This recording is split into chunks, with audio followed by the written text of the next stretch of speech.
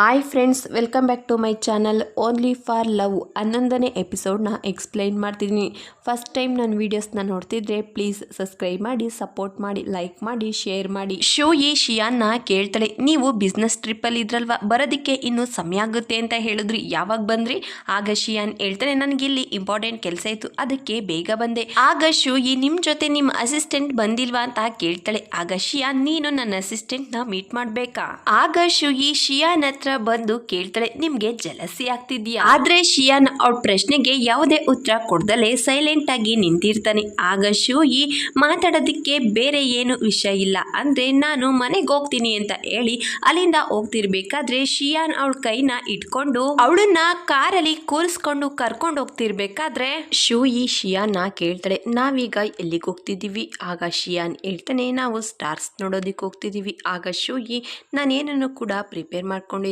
ಆಗ ಶಿಯಾನ್ ಹೇಳ್ತಾನೆ, ನಾನೆಲ್ಲಾನು ಪ್ರಿಪೇರ್ ಮಾಡಿದ್ದೀನಿ. ಸ್ವಲ್ಪ ಸಮಯ ಆದ್ಮೇಲೆ ಇಬ್ರು ಕೂಡ ಒಂದು ರೆಸ್ಟೋರೆಂಟ್ಗೆ ಬಂದಿರ್ತಾರೆ. ನನ್ ಜೊತೆ ನ್ಯೂ ಇಯರ್ ಸೆಲೆಬ್ರೇಷನ್ ಮಾಡೋದಕ್ಕೆ ಬಿಸ್ನೆಸ್ ಟ್ರಿಪ್ ಇಂದ ಬೇಗ ಬಂದ್ರ ಅಂತ ಕೇಳ್ತಾಳೆ. ಆಗ ಶಿಯಾನ್, ಹೌದು. ಅದನ್ನ ಕೇಳಿ ಶಿಯಿಗೆ ತುಂಬಾನೇ ಖುಷಿ ಆಗುತ್ತೆ. ಮತ್ತೊಂದ್ ಕಡೆ ಜಿಯು ಹೊಸ ವರ್ಷಕ್ಕೆ ಯುಗೆ ಮೆಸೇಜ್ ಮಾಡಿ ವಿಶ್ ಮಾಡ್ತಾಳೆ. ಜಿಯು ಮಾಡಿದ ಮೆಸೇಜ್ ನ ನೋಡ್ತಾ ಕೂತಿರ್ಬೇಕಾದ್ರೆ ಅವರಮ್ಮ ಬಂದು ಊಟಕ್ಕೆ ಕರೀತಾರೆ.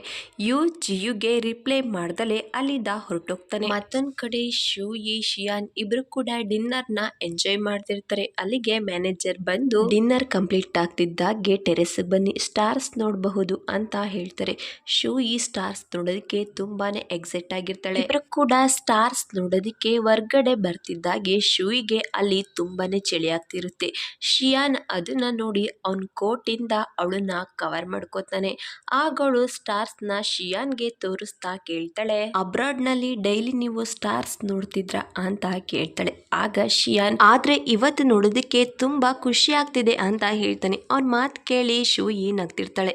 ಮತ್ತೊಂದ್ ಕಡೆ ಬಾಯ್ ಮನೇಲಿ ಒಬ್ಳೇ ಇರ್ತಾಳೆ. ಅದ್ರಿಂದ ಅವಳು ತುಂಬಾನೇ ಅಪ್ಸೆಟ್ ಆಗಿರ್ತಾಳೆ. ಮತ್ತೊಂದ್ ಕಡೆ ಗುಹಾನ್ ಜಿಯು ಮನೆಗೆ ಅವ್ರ ತಂದೆ ಜೊತೆ ನ್ಯೂ ಇಯರ್ ಸೆಲೆಬ್ರೇಷನ್ ಮಾಡೋದಕ್ಕೆ ಬಂದಿರ್ತಾನೆ. ಬಾಯ್ಗೆ ಫೋನ್ ಮಾಡಿ ಕೇಳ್ತಾನೆ, ನ್ಯೂ ಇಯರ್ ಸೆಲೆಬ್ರೇಷನ್ ಮಾಡೋದಕ್ಕೆ ಹೊರ್ಗಡೆ ಹೋಗಿಲ್ವಾ? ಆದ್ರೆ ಬಾಯ್ ಅವನಿಗೆ ಸುಳ್ಳು ಹೇಳ್ತಾಳೆ, ಈಗ ತಾನೇ ಮನೆಗೆ ಬಂದೆ, ನೀನು ಕೂಡ ನಿನ್ ಫ್ರೆಂಡ್ಸ್ ಜೊತೆ ನ್ಯೂ ಇಯರ್ ಸೆಲೆಬ್ರೇಷನ್ ಮಾಡೋದಕ್ಕೆ ಹೊರ್ಗಡೆ ಹೋಗಿದ್ಯಾ ಅಂತ ಕೇಳ್ತಾಳೆ. ಗುಹಾನ್ ಅವಳಿಗೆ ಏನನ್ನು ಹೇಳ್ಬೇಕು ಅಂತ ಹೋಗ್ತಾನೆ. ಅಷ್ಟರಲ್ಲಿ ಅಲ್ಲಿಗೆ ಜಿಯು ಬಂದು ಅವನನ್ನ ಒಳಗಡೆ ಕರೀತಾಳೆ. ಜಿಯು ವಾಯ್ಸ್ ನ ಕೇಳ್ತಿದ್ದಾಗೆ ಬಾಯ್ ಅಂತ ಹೇಳಿ ಕಾಲ್ ನ ಕಟ್ ಮಾಡ್ತಾಳೆ. ಮತ್ತೊಂದ್ ಕಡೆ 12 ಗಂಟೆ ಆಗ್ತಾ ಇದ್ದಾಗೆ ಎಲ್ರು ಕೂಡ ಅವ್ರ ವಿಶ್ ನ ಕೇಳ್ಕೊತಾರೆ. 12 ಗಂಟೆ ಆದ ತಕ್ಷಣ ಫೈರ್ ಬಾಕ್ಸ್ ಶುರುವಾಗುತ್ತೆ. ಶಿಯಾನ್ ಇಬ್ರು ಕೂಡ ಫೈರ್ ಬಾಕ್ಸ್ ನ ನೋಡ್ತಾ ತುಂಬಾನೇ ಎಂಜಾಯ್ ಮಾಡ್ತಿರ್ತಾರೆ. ಶಿಯಾನ್ ಶಿಯಿ ಹತ್ರ ಏನನ್ನೋ ಹೇಳ್ಬೇಕು ಅಂತ ಅನ್ಕೋತಾನೆ. ಆದ್ರೆ ಶಿಯಿ ಅವಳ ವಿಶ್ ನ ಜೋರಾಗಿ ಕೂಗಿ ಹೇಳ್ತಾ ಇರ್ತಾಳೆ. ನನ್ನ ಕೆರಿಯರ್ ನಲ್ಲಿ ನಾನು ಸಕ್ಸಸ್ಫುಲ್ ಕಾಣ್ಬೇಕು ಅಂತ ಹೇಳಿ ಶಿಯಾನ್ ಕಡೆ ನೋಡ್ತಾಳೆ. ಶಿಯಾನ್ ಅವಳಿಗೆ ಏನನ್ನೋ ಹೇಳ್ಬೇಕು ಅಂತ ಅನ್ಕೊಂಡಿರ್ತಾನೆ. ಅಷ್ಟರಲ್ಲಿ ಅಲ್ಲಿಗೆ ವೇಟರ್ ಬಂದು, ಮಿಸ್ಟರ್ ಶಿಯಾನ್, ನೀವು ಆರ್ಡರ್ ಮಾಡಿದ ಫ್ಲವರ್ ಬೊಕ್ಕೆ ಬಂದಿದೆ ಅಂತ ಹೇಳ್ತಾರೆ. ಆಗ ಶಿಯಾನ್ ಆ ಫ್ಲವರ್ಸ್ ನ ಅವ್ರ ಪೇರೆಂಟ್ಸ್ ಮನೆಗೆ ಕಳ್ಸೋದಿಕ್ಕೆ ಹೇಳ್ತಾರೆ.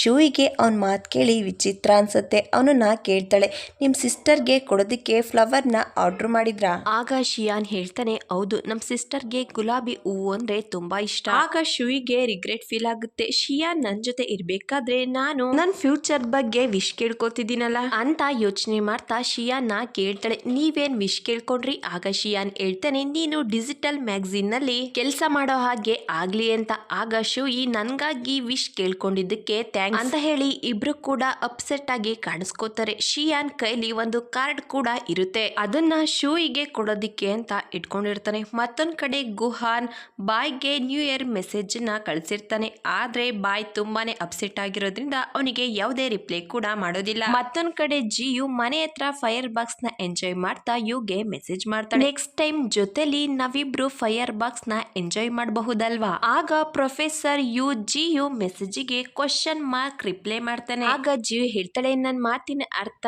ನಾನ್ ನಿಮ್ಮನ್ನ ಡೇಟ್ ಮಾಡಬಹುದಾ? ಆಗ ರಿಪ್ಲೈ ಮಾಡ್ತಾರೆ, ನಮ್ಮಿಬ್ರಿಗೂ ಸೂಟ್ ಆಗೋದಿಲ್ಲ ಅಂತ. ಆ ಮೆಸೇಜ್ ನ ಓದಿ ಜಿಯು ತುಂಬಾನೇ ಅಪ್ಸೆಟ್ ಆಗ್ತಾಳೆ. ಅಷ್ಟರಲ್ಲಿ ಅಲ್ಲಿಗೆ ಅವ್ರ ಅಮ್ಮ ಬರ್ತಾರೆ. ಜಿಯುನ ಕೇಳ್ತಾರೆ, ಹೊಸ ವರ್ಷಕ್ಕೆ ನಿನ್ನ ಅಂಕಲ್ಗೆ ವಿಶ್ ಮಾಡ್ದ? ಆಗ ಜಿಯು ಹೇಳ್ತಾಳೆ, ನಾನು ಮರ್ತೇ ಬಿಟ್ಟೆ, ಈಗ್ಲೇ ವಿಶ್ ಮಾಡ್ತೀನಿ. ಮತ್ತೊಂದ್ ಕಡೆ ಶಿಯಾನ್ಗೆ ಇವತ್ತಿನ ದಿವಸಕ್ಕೆ ಥ್ಯಾಂಕ್ಸ್ ಅಂತ ಹೇಳ್ತಾಳೆ. ಅವಳ ಮನೆ ಬಂದಿರುತ್ತೆ. ಕಾರಿಂದ ಇಳಿದು ಅವಳ ಮನೆಗೆ ಹೋಗ್ತಿರ್ಬೇಕಾದ್ರೆ ಶಿಯಾನ್ ಅವಳನ್ನ ನಿಂತ್ಕೋ ಅಂತ ಹೇಳಿ ಹೊಸ ವರ್ಷಕ್ಕೆ ವಿಶ್ ಮಾಡಿ ಅಲ್ಲಿಂದ ಹೊರಟೋಗ್ತಾನೆ. ಮತ್ತೊಂದ್ ಕಡೆ ಬಾಯ್ ಶೂಯಿ ಜೊತೆ ಫೋನಲ್ಲಿ ಮಾತಾಡ್ತಾ, ಶಿಯಾನ್ ಆರ್ಡರ್ ಮಾಡಿದ್ದ ಓನ ನಿನಗ್ ಕೊಡ್ಲಿಲ್ವಾ, ನೀನ್ ಅದನ್ನ ಅಷ್ಟು ಈಸಿಯಾಗಿ ಹೇಗ್ ತಗೊಂಡೆ? ಆಗ ಶೂಯಿ ಹೇಳ್ತಾರೆ, ನನ್ಗೆ ಈ ರೀತಿ ರಿಲೇಶನ್ಶಿಪ್ ಅಲ್ಲಿ ಇರೋದು ಅಷ್ಟು ಈಸಿ ಅಲ್ಲ. ಶಿಯಾನ್ ನನ್ನನ್ನ ಡಿಫ್ರೆಂಟ್ ಆಗಿ ಟ್ರೀಟ್ ಮಾಡ್ತಾರೆ. ಆಗ ಬಾಯ್ ಹೇಳ್ತಾಳೆ, ಇನ್ನು ಇದಕ್ಕೆಲ್ಲ ತಯಾರಿಲ್ಲ ಅನ್ಸುತ್ತೆ. ಆಗ ಶೂಯಿ ಇದ್ರು ಇರಬಹುದು. ಆಗ ಬಾಯ್ ನೀನ್ ಏನ್ ವಿಶ್ ಕೇಳ್ಕೊಂಡೆ? ಆಗ ಶೂಯಿ ಹೇಳ್ತಾಳೆ, ನಾನು ನನ್ನ ಕೆರಿಯರ್ ಬಗ್ಗೆ.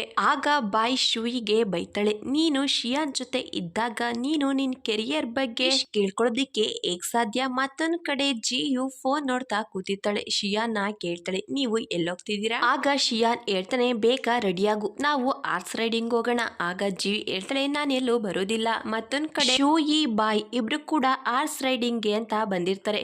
ಇನ್ನೊಂದ್ ಕಡೆ ಗುಹಾನ್ ಶಿಯಾನ್ ಕೇಳ್ತಾನೆ, ನಿನ್ ಟ್ರಿಪ್ ಹೇಗಿತ್ತು? ಆಗ ಶಿಯಾನ್ ಹೇಳ್ತಾನೆ, ಇನ್ವೆಸ್ಟ್ ಮಾಡೋದಕ್ಕೆ ಒಳ್ಳೆ ಆಪ್ಷನ್ ಇದೆ, ಆದ್ರೆ ಆಸ್ ಎ ಬ್ಲೂ ಬ್ಯಾಟ್ರಿಗೆ ಇನ್ವೆಸ್ಟ್ ಮಾಡೋದು ಸೂಟಬಲ್ ಅಂತ ಅನ್ಸೋದಿಲ್ಲ. ಆಗ ಗುಹಾನ್ ಹೇಳ್ತಾನೆ, ಸ್ವಲ್ಪ ದಿವಸದಿಂದ ನಾನೊಂದು ಟೆಂಪಲ್ಗೆ ಹೋಗಿದ್ದೆ, ಅಲ್ಲಿ ಗುಡ್ ಲಕ್ ಡಾಲರ್ ಒಂದನ್ನ ತಗೊಂಡ್ ಬಂದಿದ್ದೀನಿ. ಆಗ ಶಿಯಾನ್ ಅದನ್ನ ತಗೊಂಡು ತುಂಬಾನೇ ಡೀಪ್ ಆಗಿ ನೋಡ್ತಾ ಇರ್ತಾನೆ. ಅದ್ರ ಮೇಲೆ ಬರ್ದಿರುತ್ತೆ, ನೀವು ಏನ್ ಬೇಕು ಅಂತ ಅನ್ಕೋತಿರೋ ಅದು ನಿಮ್ಮ ಹತ್ರನೇ ಬರುತ್ತೆ ಅಂತ. ಶಿಯಾನ್ ತುಂಬಾನೇ ಡೀಪ್ ಆಗಿ ಯೋಚನೆ ಮಾಡ್ತಿರ್ತಾನೆ. ಅದೇ ಸಮಯಕ್ಕೆ ಅಲ್ಲಿಗೆ ಬಾಯ್ ಶೂಯಿ ಕೂಡ ಬರ್ತಾರೆ. ಬಾಯ್ ಗುಹಾನ ನೋಡ್ತಾ ಅಲ್ಲೇ ನಿಂತ್ಕೋತಾಳೆ. ಶಿಯಾನ್ ಶೂಯಿನ ನೋಡ್ತಾ ಸ್ಮೈಲ್ ಮಾಡ್ತಾನೆ.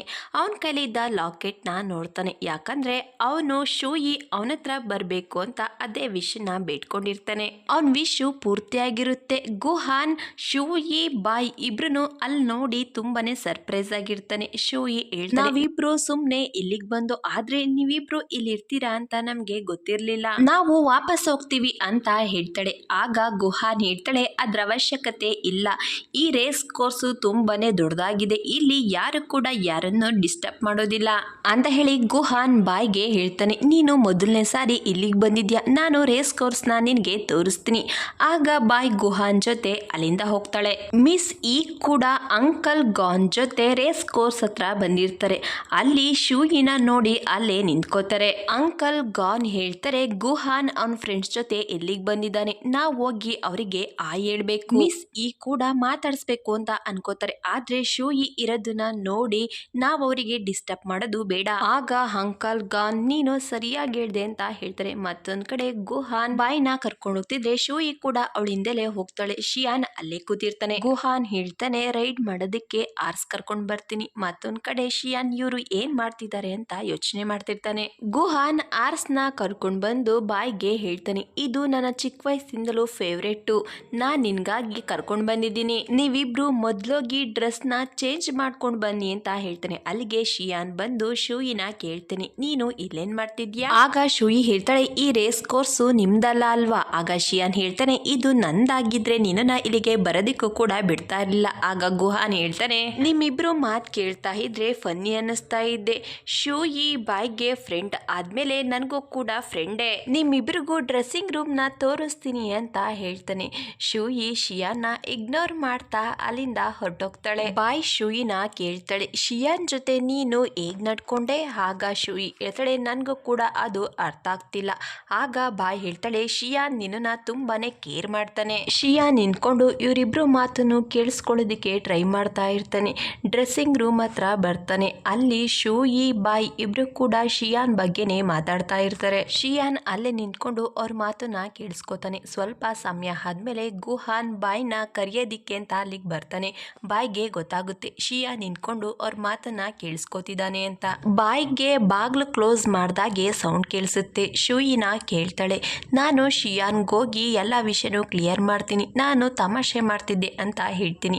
ಆದ್ರೆ ಶೂಯಿ ಹೇಳ್ತಾಳೆ, ಅದ್ರ ಅವಶ್ಯಕತೆ ಇಲ್ಲ, ನಾವು ಏನೇ ಹೇಳಿದ್ರು ಕೂಡ ಅವರು ಅರ್ಥ ಮಾಡ್ಕೊಳ್ಳೋದಿಲ್ಲ, ಅವರೇ ಇದಕ್ಕೆ ಎಕ್ಸ್ಪ್ಲೇಷನ್ ಹೇಳ್ತಾರೆ, ಇಂಥ ವ್ಯಕ್ತಿಗೆ ಏನು ಎಕ್ಸ್ಪ್ಲೈನ್ ಮಾಡೋ ಅವಶ್ಯಕತೆ ಇಲ್ಲ.